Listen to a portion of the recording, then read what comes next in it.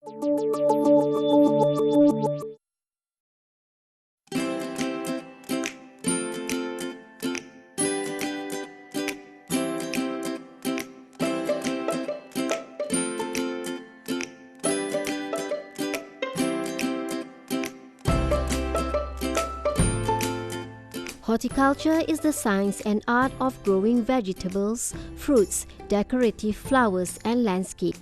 In other words, horticulture is one branch of agriculture with more emphasis on the plants cultivated by people for food, medicinal purposes and for aesthetic satisfaction.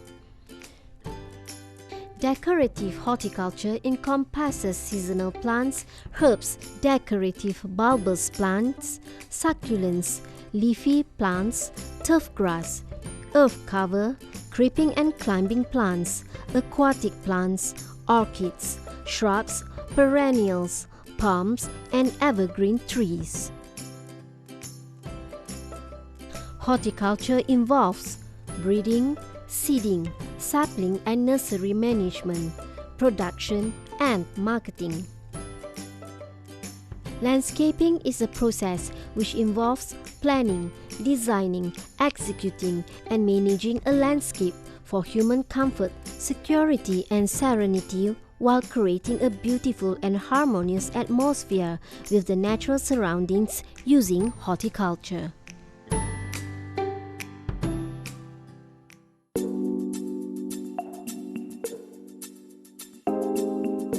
Horticulture landscape ini ialah sebahagian daripada bidang pertanian lah. Kalau kita tengok bidang pertanian tu luas, ia merangkumi bidang penanaman pokok, dari segi bidang perhutanan dan juga daripada bidang perikanan. Tapi kalau kita pergi skop kepada horticulture, ialah bidang-bidang yang berkaitan secara langsung dengan pertanian, iaitu dari segi semua jenis-jenis pertanian, aspek-aspek penamanan, aktiviti yang terlibat dalam pelanskapan bidang-bidang ini. Dari masa ke semasa, bidang ini menjadi tumpuan ramai. Umpamanya dari segi, kalau kita lihat umpamanya penanaman pokok sayur-sayuran, ia juga merangkumi bidang horticulture. Dari segi penanaman pokok buah-buahan yang dipanggil pomologi, juga dalam bidang aspek horticulture.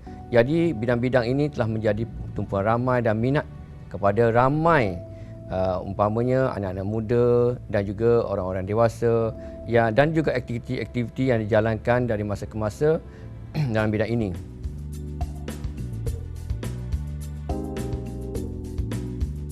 Kalau kita tengok horticulture itu sendiri, ialah kita nak menjadikan tumbuh-tumbuhan kita atau penanaman pokok-pokok kita itu tumbuh segar, subur. Jadi pada asasnya kita perlulah memilih kawasan penanaman pokok yang kawasan-kawasan yang sesuai lah. Dari segi tanahnya sesuai, dari segi biji benihnya sesuai. Maknanya pembiakan baka itu hendaklah berkualiti untuk menghasilkan hasil yang berkualiti untuk di pasaran sama ada dalam negeri ataupun luar negeri. Ini melibatkan kata orang kemahiran, memerlukan kemahiran, pengetahuan untuk mendapatkan hasil-hasil yang berkualiti ini. Jadi dalam proses ini kita mestilah belajar cara-cara yang betul untuk mendapatkan hasil yang betul dalam bidang pertanian. Di mana kita mestilah mengetahui bidang agronominya, aspeknya, iaitu bidang dari segi macam mana penjagaan pokok itu yang bersesuaian dengan pertumbuhan pokok itu. Sekiranya pokok itu masih kecil, macam mana kita nak membajanya dengan cara yang betul. Kalau pokok itu dah besar, macam mana kita nak menjalankan aktiviti-aktiviti supaya pokok itu bila tumbuh secara yang cantik, struktur pokok yang cantik, tidak mudah tumbang dan sebagainya lah. Among the agencies involved in landscape horticulture and opening up good career opportunities are the National Landscaping Department, Urban and Rural Planning Department, Department of Environment, Department of Agriculture, Forestry Department, City Hall, State Development Board, and research institutions. Apart from that, private firms include landscaping architecture consulting firms and architecture firms also provide work opportunities following the development of new areas, housing areas and commercial centers, as well as resorts, which is booming nationwide.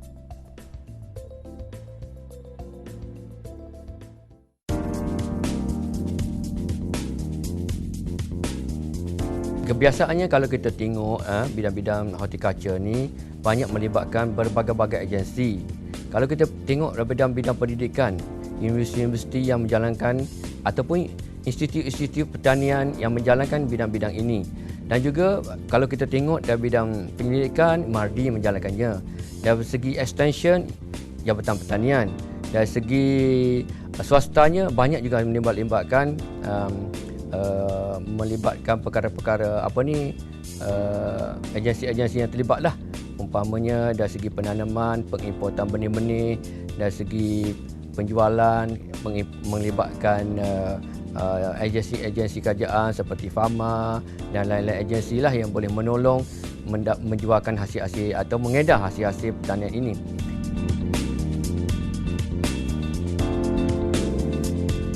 Negara kita membangun dulu bermula dengan bidang pertanian.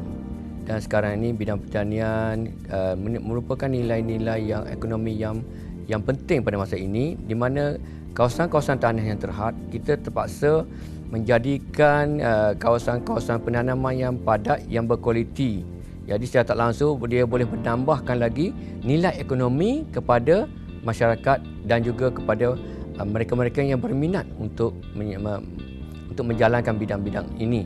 Jadi dengan secara tak langsung, dengan menggunakan ilmu pengetahuan dan kemahiran, boleh memberi kita nilai tambah kepada mereka-mereka yang berminat untuk menceburi bidang ini.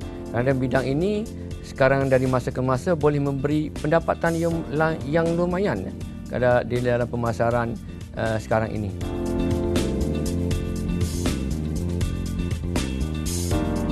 Dengan adanya ilmu pengetahuan dan kemahiran dalam bidang horticulture landscape ini, kita dapat membantu masyarakat kita untuk menikmati persekitaran hijau yang menarik, yang nyaman. Dan sampai itu, bidang ini juga memberi hasil yang baiklah kepada masyarakat kita dari segi permakanan dan juga kepada pertumbuhan ekonomi negara yang dapat dihasilkan daripada aktiviti-aktiviti ini.